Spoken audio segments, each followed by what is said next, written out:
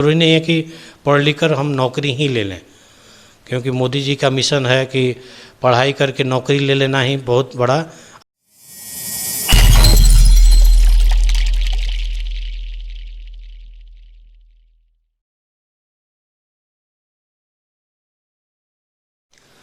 Hello everyone, this is Saurabh here and you are watching my call notifier. Joining us today, Rajiv Ranjan sir, who is the HOD of B.Ed department in Sachidanand Sinha College. So welcome sir in my call notifier.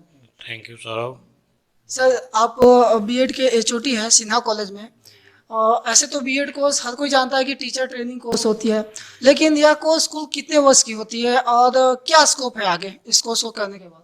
BEd course Saurabh, आपको मैं बता दूं कि पहले 1 year का ही होता था, लेकिन इधर 4 साल से 2 ईयर कोर्स हमारे यहाँ अभी संचालित है, और 4 ईयर भी है। इंटीग्रेटेड जो है 4 वर्षीय बीएड भी है, लेकिन वो बहुत कम कॉलेजेस और यूनिवर्सिटी में चल रहे हैं। लेकिन अभी जो कंबाइंड एंट्रेंस टेस्ट हुआ है आपका, दरभंगा ललित नारायण दरभंगा यूनिवर्सिटी द्वारा संचालित किया गया है वो कंबाइंड टेस्ट, उसमें ऑल बिहार के जितने भी कॉलेजेस हैं उनमें सारे आते हैं, वो चाहे प्राइवेट हो या कंस्टिट्यूएंट हो या सरकारी हो, सबको बच्चा जो है उस कंबाइंड टेस्ट को पास किया है। सीईटी बोलते हैं उसको, कंबाइंड टेस्ट। उसके बाद ही वो एग्ज़ाम देने के बाद क्वालिफाई करेंगे तो आते हैं। केवल 2 ईयर वाला अभी टेस्ट हुआ है, 4 वर्षीय अभी टेस्ट नहीं हुआ है, लेकिन हमारे यहाँ 2 वर्षीय अभी संचालित है कोर्स। कुल कितने सीटें हैं इस डिपार्टमेंट में स्टूडेंट्स के लिए और एडमिशन लेने के लिए क्या क्वालिफिकेशन चाहिए? हमारे यहाँ बीएड में 100 सीट्स हैं शुरू से ही, 100। और बीएड करने के लिए क्वालिफिकेशन स्टूडेंट का जो है, उसमें बीए में 50% मार्क्स चाहिए। अगर बीए में 50% मार्क्स नहीं है तो एमए में उनका 55% मार्क्स होना मस्ट ज़रूरी है। ज़्यादातर बीए 50% मार्क्स पर ही अप्लाई होता है। बीए अगर 50% मार्क्स है तो आप एलिजिबल हैं भरने के लिए बीएड कंबाइंड एंट्रेंस टेस्ट। अगर आपको बीए में नहीं है 50%, तो एमए में 55% के द्वारा आप अप्लाई कर सकते हैं और बीएड में एडमिशन ले सकते हैं। किस बेसिस पे आप एडमिशन लेते हैं? लाइक और डिपार्टमेंट जो है इंट्रेंस या वाइवा भी लेते हैं, तो यहाँ मार्क्स जो प्रीवियस मार्क्स होते हैं उस बेसिस पे लेते हैं या फिर इंट्रेंस वगैरह भी कंडक्ट होता है? मैं बता दूं आपको कि बीएड जो है अपने आप में एक अलग, जो और सारे वोकेशनल कोर्सेज हमारे यहाँ चलते हैं उससे अलग है, क्योंकि बिहार सरकार इसको पूरा पूर्णतः संचालित वही कर रही है अभी। हमारे यहाँ जो है बीएड कंबाइंड एंट्रेंस टेस्ट पूरा all Bihar combined entrance test होता है, जिसमें सारे कॉलेज एक ही साथ सारे बच्चे जो है अप्लाई करेंगे। उसका नालंदा, ये आपका दरभंगा यूनिवर्सिटी, ललित नारायण जो दरभंगा यूनिवर्सिटी है वही उसको कंडक्ट कराती है। उसके बाद जो बच्चे क्वालिफाई करते हैं वही यहाँ एडमिशन के लिए, जो मार्गदर्शन के द्वारा वो भेजेगा हमारे यहाँ काउंसलिंग करके, उन्हीं को एडमिशन हम लेते हैं अपने यहाँ। फी स्ट्रक्चर क्या है बीएड के लिए, और कोई बच्चा अगर लोन लेकर पढ़ाई करना चाहे तो उसका भी कोई प्रावधान प्रावधान है क्या? हमारे यहाँ फ़ी स्ट्रक्चर, हमारे यहाँ क्या पूरे बिहार में नोटिफाई है आपका फ़ी का जो स्ट्रक्चर है 75,000 पर ईयर। 2 साल का 1.5 लाख रुपया फ़ी जो है बच्चों का बीएड में देना होता है। ये फ़ी जो है निर्धारित राजभवन और माननीय उच्च न्यायालय द्वारा आदेश से पारित है। और जो आपका जैसे सरकारी कॉलेजेस जो हैं वहाँ 42,000 ही फ़ी है, 21,000 पर सेमेस्टर फ़ी है। किस तरह के ट्रेनिंग दिए जाते हैं स्टूडेंट्स को बीएड में, ताकि वे एक अच्छे मार्गदर्शक के तौर पर, एक अच्छे टीचर के तौर पर समाज में उतर सके? ये मार्गदर्शक जो हमारे यहाँ ट्रेनिंग दी जाती है, अधिकांशतः बच्चे जो हमारे हैं ट्रेनिंग के दरमियान ही वो जो सीईटी जो होता है, और उसके बाद बीईटी जो होता है, बिहार एलिजिबिलिटी टेस्ट जो होता है टीचर का, लगभग आपको मैं बता दूँ कि हमारे यहाँ लगभग 15, 17, 16, 18, 19, 20 और उससे पहले के भी बच्चे जो हैं, वो जो सीईटी और बीएड लगभग 75% बच्चे क्वालिफाई कर गए हैं। जो टीचर के लिए एक मानक रखा गया है कि वो बीएड के बाद अगर सीईटी पास करते हैं आप, बीईटी पास करते हैं या झारखंड टेट पास करते हैं या यूपी टेट पास करते हैं, तो अभी आप टीचर के लिए एलिजिबल भरने के लिए रहेंगे। तो इतने हम लोग दक्ष कर देते हैं बच्चों को ट्रेनिंग के दरमियान। बच्चे आते हैं किसी भी रूप में, मान लीजिए ग्रेजुएशन करके बच्चे हमारे यहाँ आते हैं, पीजी करके आते हैं, ट्रेनिंग करने यहाँ आते हैं। तो ट्रेनिंग में उनका स्किल डेवलपमेंट जो है, कैसे शिक्षण कौशल को हम विकसित कर रहे हैं उनको, जो पहले हम गलती ग्रेजुएशन में कर चुके हैं उस गलती को सीख लेकर सुधार कर आगे एक समाज के लिए एक आदर्श टीचर जो है, हम ट्रेनिंग के दरमियान उनको आदर्श टीचर के रूप में समाज को, परिवार को, देश को वो दे सकें। वो इसी तरह का ट्रेनिंग हम लोग करते हैं। और हमारे सारे टीचर जो यहाँ फैकल्टीज़ हैं सब दक्ष हैं, सारे नेट क्वालिफाई हैं, सारे जो योग्यता होनी चाहिए वो सारा योग्यता उन लोगों के पास है।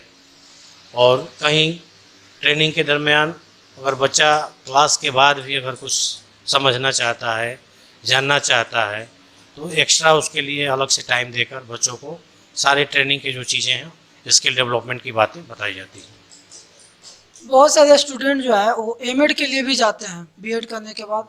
तो एमएड कोर्स कुल कितने वर्ष की होती है? एमएड के लिए हमारे यहाँ बहुत सी इंक्वायरियाँ आती हैं जो बीएड करके निकल जाते हैं। तो भी एमएड के लिए हम लोग लगे हुए हैं यूनिवर्सिटी लेवल से, और यूनिवर्सिटी उसको मान्यता देती है। तो प्रयास है कि एमएड जल्द से जल्द चालू हो जाए। एमएड आपका 2 वर्ष का ही होता है।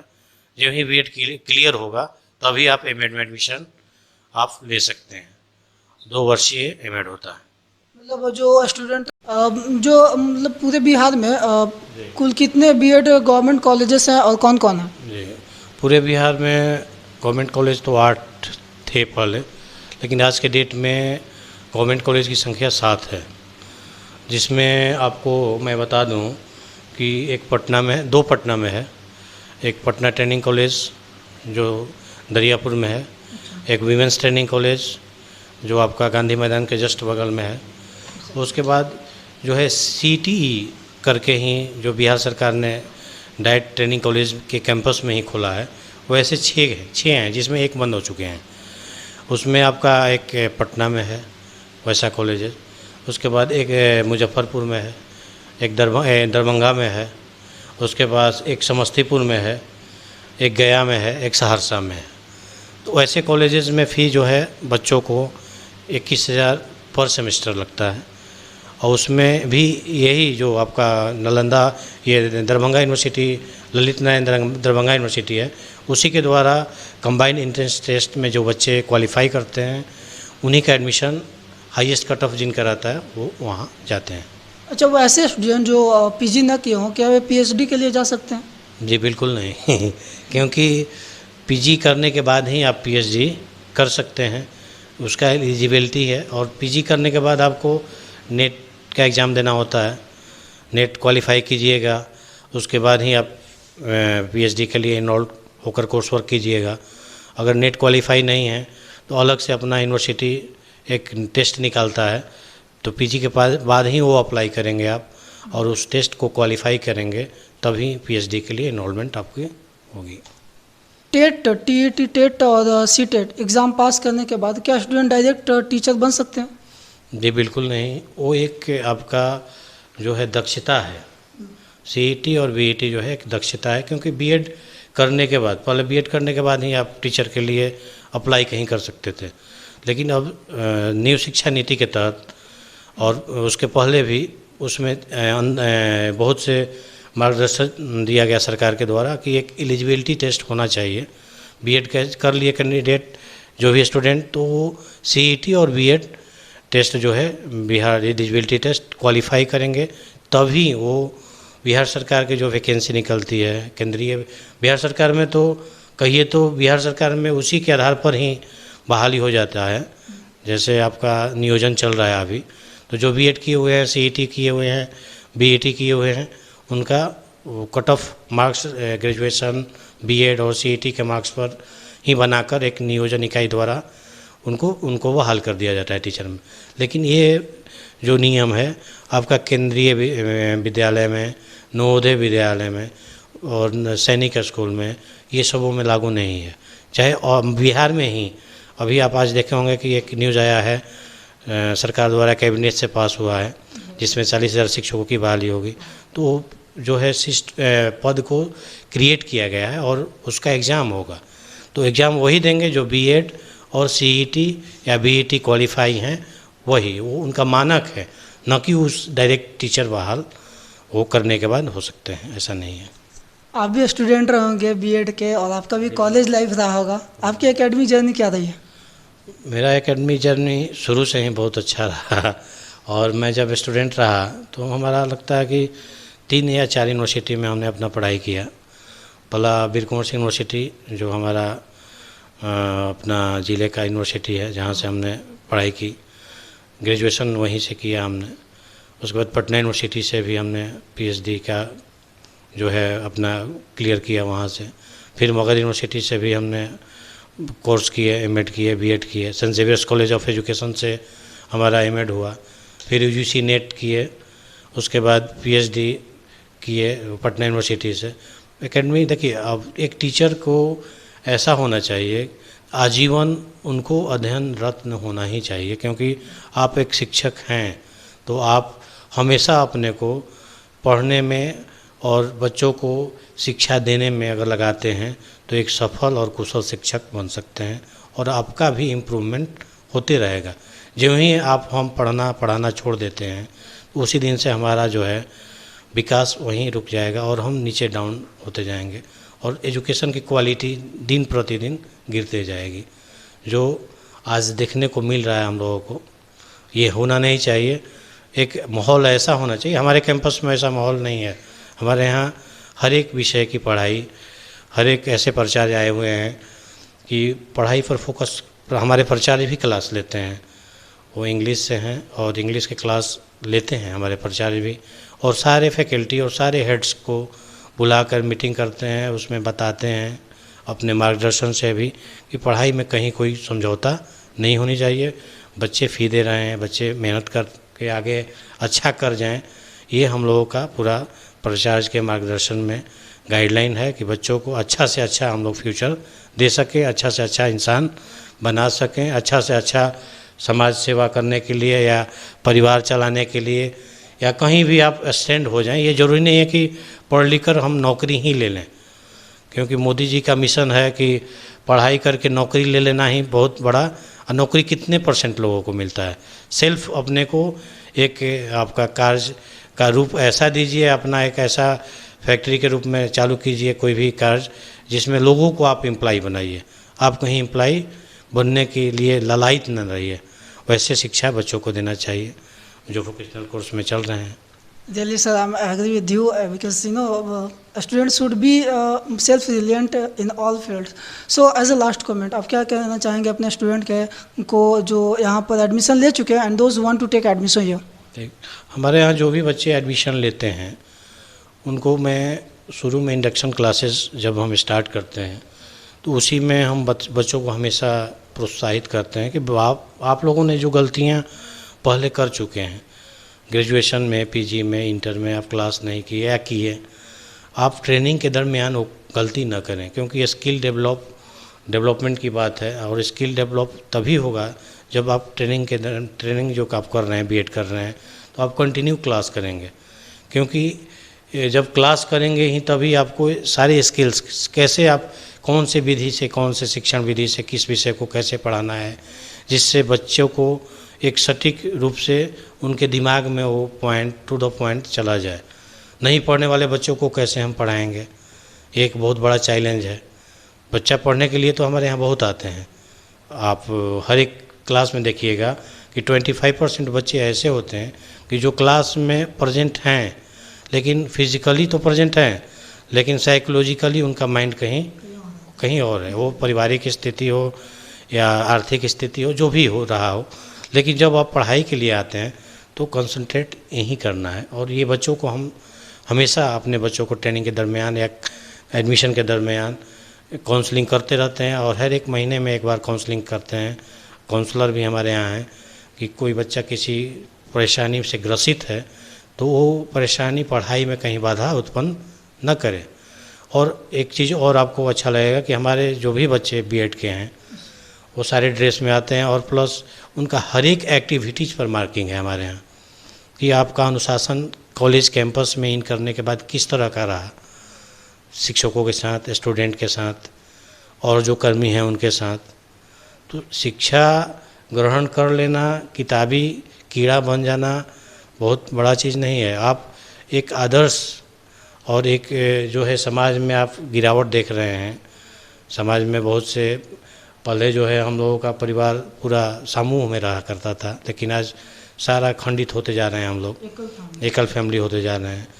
शिक्षित तो हम बहुत ज़्यादा हो गए, लेकिन और संकीर्णता बहुत ज़्यादा होती जा रही है और परेशानी उसी के चलते हम लोग परेशान होते जा रहे हैं।